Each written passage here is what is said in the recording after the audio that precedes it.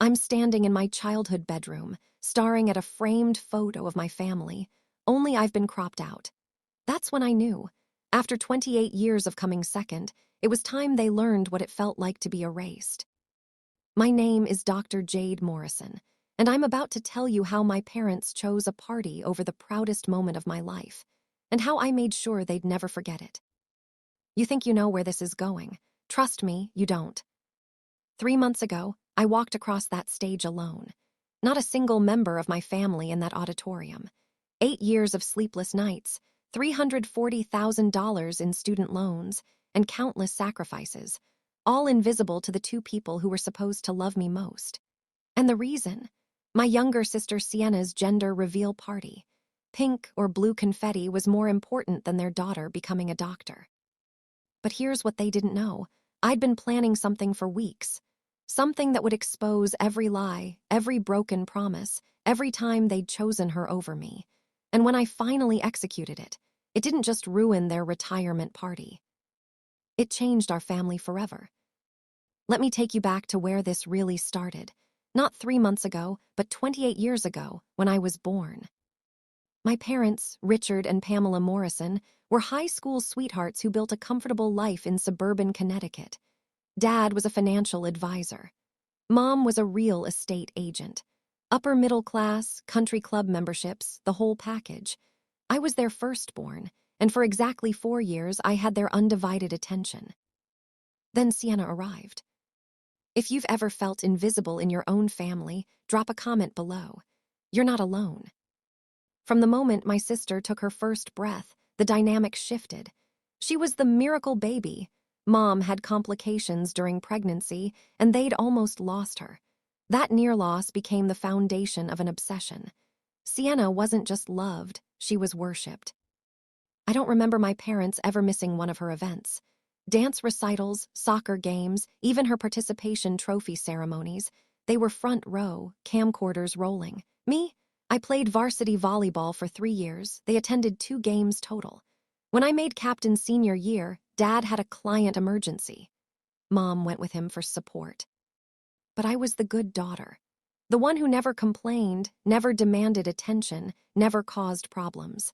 I convinced myself that if I just achieved enough, accomplished enough, maybe they'd finally see me. High school valedictorian. They were at Sienna's regional cheerleading competition during my speech.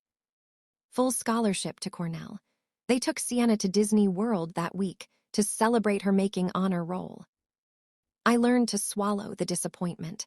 I told myself it made me stronger, more independent. I was wrong. It was making me invisible. Through college, pre-med, and the brutal first years of medical school, I kept waiting for them to notice, to be proud, to show up. They'd ask about my studies in passing the way you'd ask a stranger about the weather. Meanwhile, every phone call was dominated by Sienna, her engagement to Brock, a real estate developer, her Pinterest-perfect wedding planning, her CrossFit journey, her struggles to get pregnant. I'm not saying I wanted Sienna to suffer, but I'm also not saying I didn't fantasize about my parents forgetting one of her events, just once, so they'd know how it felt. Then came medical school graduation. 6 months before graduation, I sent the date to my parents. 6 months. I put it on the family calendar, texted them, emailed them, even mailed a physical invitation like we were living in 1995. I made it impossible to forget. Wouldn't miss it for the world, sweetheart, Dad had said on the phone. Mom promised they'd already requested time off work. For 6 months, I let myself believe them. Then, 8 weeks before my graduation, Sienna announced she was pregnant. The family group chat exploded. Congratulations flooded in from aunts, uncles, cousins I hadn't heard from in years. I sent my own message of congratulations. It was genuine. I love being an aunt. But there was something else in that chat, something that made my stomach drop. Sienna, we're doing the gender reveal on May 18th. Mom and Dad, you'll help set up, right? May 18th, my graduation day. I waited for one of them to notice, to say something. The chat kept pinging with party planning messages, color schemes, venue options, catering ideas. I sat there, phone in hand, watching my family coordinate around the date I'd given them half a year ago. Finally, I typed, "That's my graduation day." 3 dots appeared, disappeared, appeared again.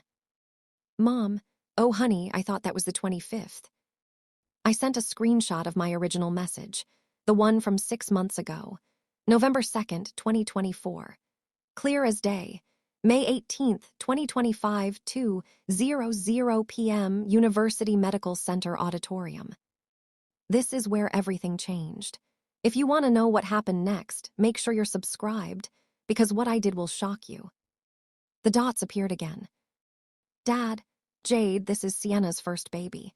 We can video call you during the ceremony." Video call me, during my medical school graduation. "Sienna, maybe you can walk a few days later. Don't they do multiple ceremonies?" I don't know what I felt in that moment.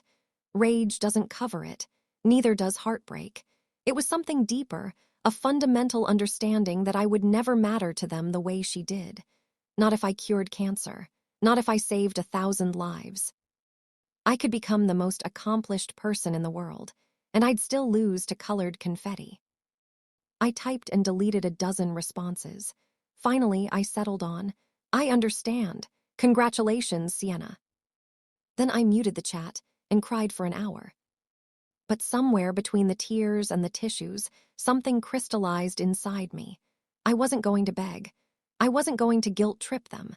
I wasn't going to give them the satisfaction of seeing me broken. I was going to graduate, become Dr. Jade Morrison, and then, when they least expected it, I was going to make them understand exactly what they'd done. Graduation day arrived sunny and perfect, like the universe was mocking me. I got ready alone in my apartment, adjusting my cap and gown in the mirror. For 8 years, I'd imagined this moment with my parents there, Dad crying proud tears, Mom posting a million photos. Instead, I took a selfie and posted it myself. "Dr. Jade Morrison, I did it." The ceremony was beautiful. When they called my name, Dr. Jade Morrison, graduating with highest honors, I walked across that stage with my head high. The applause was thunderous. I'd made friends, real ones, who'd become my chosen family. They screamed my name from the audience. But there was still an empty space where my parents should have been. After the ceremony, I checked my phone. Nothing from Mom or Dad. The family group chat, though, 53 new messages. Photos of pink balloons, pink cupcakes, pink everything. Sienna was having a girl. Then finally, a message from Mom. "Congrats, honey. Sorry we couldn't be there. The party was wonderful. Sienna's over the moon. We'll celebrate you next time we see you." Next time they saw me. Like I was a dentist appointment they could reschedule. I didn't respond.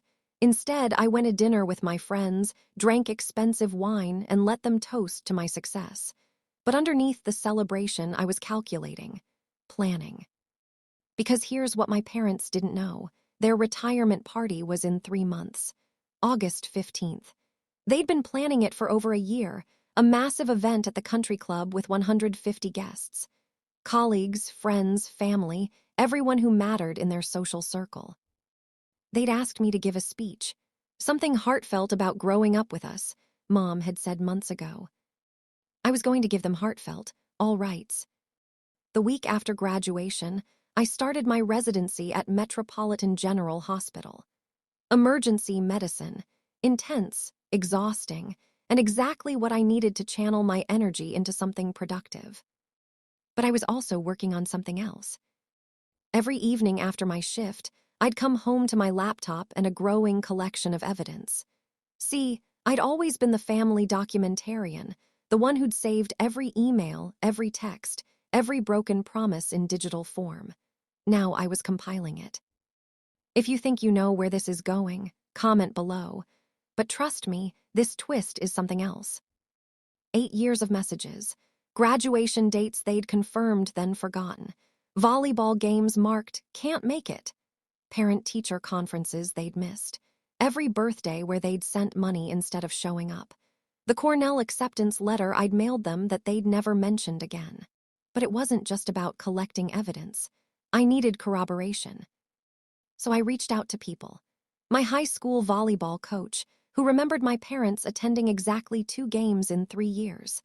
My college roommate, who'd witnessed me crying on my birthday sophomore year when they'd canceled their visit for Sienna's engagement party. Former neighbors who'd watched the dynamic play out from the outside. I wasn't doing this to be cruel. I was doing this to be heard.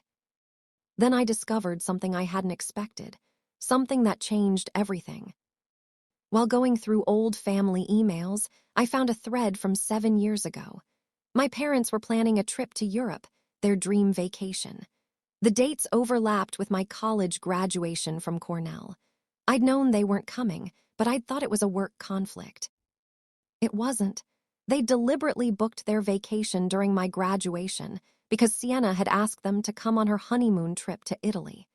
She'd wanted to share the experience with them, so they'd extended her honeymoon into a family vacation. They'd lied to me about why they couldn't come. There was more. Financial records I'd accidentally seen when helping them organize documents during Christmas. Over the past 8 years, they'd given Sienna $180,000 for her wedding, her down payment, her business ventures. They'd paid for everything. Me, they'd told me to take out loans for medical school. It'll build character, Dad had said. The final piece fell into place 2 weeks before their retirement party. I was having lunch with my Aunt Teresa, Mom's sister, and the only family member who'd ever validated my feelings. "I've always seen it, she said quietly. "The way they prioritize her. After Sienna's difficult birth, your mother became terrified of losing her. It became pathological. And your father, he just followed her lead." "Did they know they were doing it?" I asked. Teresa sighed. "I think they convinced themselves it was equal, that you were so independent, so capable. You didn't need them the way Sienna did. They turned your strength into an excuse for their absence." That conversation gave me clarity. This wasn't about revenge. It was about truth. They needed to see themselves clearly through everyone else's eyes, maybe for the first time. The retirement party arrived with pristine weather and impeccable country club elegance. Ice sculptures, string quartet, champagne towers. My parents had spared no expense for their grand finale. I arrived exactly on time, wearing a stunning navy dress, hair perfect, smile practiced. Mom hugged me briefly, Dad squeezed my shoulder. "So glad you could make it," he said, like I might have had something better to do. Sienna was there with Brock, her baby bump prominent, holding court with relatives who cooed over her. She waved at me cheerfully. No malice. She genuinely didn't understand what she'd been part of. The evening progressed beautifully. Dinner, toasts from colleagues, a video montage of my parents' life together. Every photo told a story, except none of those stories featured me in any meaningful way. Oh, there were pictures of baby me, child me, but teen me, adult me, doctor me, practically invisible. Then came my turn to speak. I walked to the microphone, speech cards in hand. The room quieted, 150 faces turning toward me expectantly. "Good evening, everyone," I began, my voice steady. "I'm Jade Morrison, the oldest daughter. I was asked to say something heartfelt about my parents tonight, and I'm going to honor that request." Mom beamed. Dad raised his champagne glass slightly, already emotional. "I want to tell you about a day that happened 3 months ago," I continued. "May 18th, 2025. Does anyone know what happened that day?" Confused murmurs. My parents glanced at each other, uncertain. I clicked a remote, and the large screen behind me lit up. A photo of me in my graduation cap and gown appeared, the selfie I'd taken alone that morning. That was my medical school graduation day. After 8 years of studying, after sacrificing relationships and sleep and hundreds of thousands of dollars in loans, I became Dr. Jade Morrison. The room went completely silent. Wait until you see what happens next, but first, are you subscribed? You don't want to miss the ending. My parents weren't there. They were at my sister's gender reveal party instead. Now, before anyone judges them too harshly, let me provide some context. I clicked again. A timeline appeared, showing every major event in my life and whether my parents attended. High school graduation speech as valedictorian, They were at Sienna's cheerleading competition. Cornell acceptance, they took Sienna to Disney World. College graduation, they were in Europe with Sienna on her honeymoon extension. Medical school white coat ceremony, they were helping Sienna move into her new house. Click, another image. Financial records with sensitive information redacted but amounts visible. In 8 years, my parents gave my sister $180,000 for various life expenses. They gave me advice to build character through debt. I currently owe $340,000 in student loans. My mother's face had gone white. Dad was frozen, champagne glass halfway to his lips. Now, I'm not telling you this for sympathy. I'm telling you this because tonight is about honesty, about seeing people clearly. My parents spent 30 years building a reputation in this community, successful, devoted, family-oriented. But they built that reputation while erasing one of their children. Aunt Teresa was nodding, tears streaming down her face. Several other relatives looked shocked, uncomfortable. I learned something important through all of this, I said, voice softening. I learned that I don't need their validation to know my worth. I'm an excellent doctor. I'm starting my residency in emergency medicine and I'm going to save lives. That's enough. I paused, looking directly at my parents. But they needed to know what they did. They needed to hear it, not just from me in private, where they could dismiss it or rationalize it, but from me in public, in front of everyone who thinks they know who my parents are. Click, the final slide appeared. It was a contract. Earlier this week, I signed the paperwork to donate my trust fund, the one grandpa left me that my parents managed, to a scholarship program for first-generation medical students.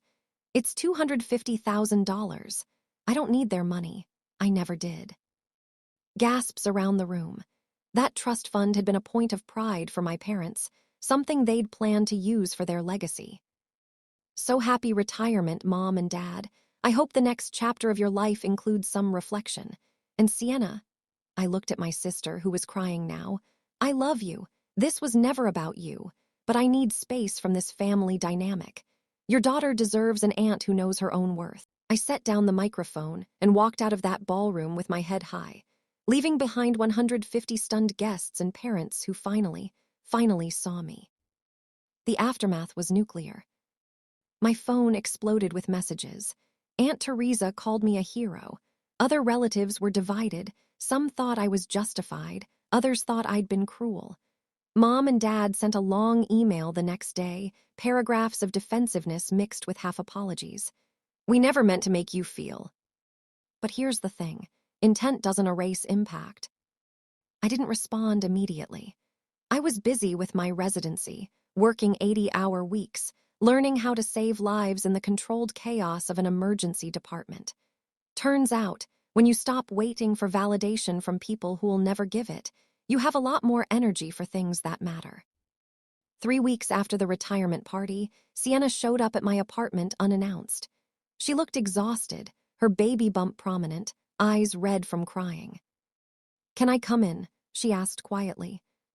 We sat on my couch in uncomfortable silence for a long moment. Finally, she spoke. "I never knew," she said. "I swear, Jade, I never knew it was that bad. I thought we were both loved equally. I thought you were just independent, that you didn't need them the way I did." "That's what they told themselves too," I replied. "But needing less attention doesn't mean deserving less love." Sienna cried, real, ugly tears. "I'm so sorry, for my gender reveal, for not noticing, for everything. You're my sister. You should have been there for all my stuff, and I should have been there for yours." And here's where I could have held on to my anger. Could have let her suffer under the weight of guilt she'd unknowingly carried. But she was also a victim of our parents' dysfunction, just in a different way. "I forgive you," I said. "But things have to change. I need boundaries. I can't be in the family group chat anymore. I can't do holidays where I'm expected to perform like everything's fine. I need space to heal." She nodded, wiping her eyes. "What about when the baby comes? Can you still be her aunt?" I smiled for the first time in weeks. "Yeah, she'll know her Aunt Jade, but on my terms." My parents tried to rebuild the relationship. Dad suggested family therapy. Mom wrote me letters, long, rambling things about how she'd failed me, how she'd been so consumed with fear of losing Sienna that she'd forgotten I was also precious. They were trying, I'll give them that. But I wasn't ready. Maybe someday.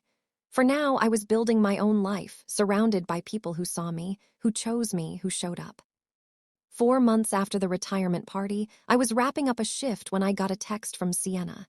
Just a photo, her baby girl born healthy and perfect, and a name, Jade Renee. I cried in the hospital break room, not from sadness this time. My niece would grow up knowing her aunt, and if she was ever made to feel invisible, I'd be there to remind her that she mattered, that she deserved to be seen. That's the legacy I'm building, not through grand gestures or public confrontations, but through showing up consistently for the people who need it. So here's what I learned. Sometimes the most powerful thing you can do isn't to seek revenge, it's to refuse to accept less than you deserve. To walk away from people who can't see your value, even when those people are your parents. My parents missed my graduation, so I skipped their retirement. But more importantly, I stopped waiting for them to make me whole. If this story resonated with you, if you've ever felt invisible in your own family, drop a comment below. Share your story. You're not alone. And hit subscribe because tomorrow I'm sharing what happened when I finally confronted my parents one-on-one, and what they said changed everything. Remember, you teach people how to treat you. Sometimes that lesson requires them to feel your absence. This is Dr. Jade Morrison, signing off. And to anyone listening who's waiting for validation from people who can't give it, stop waiting. You're already enough.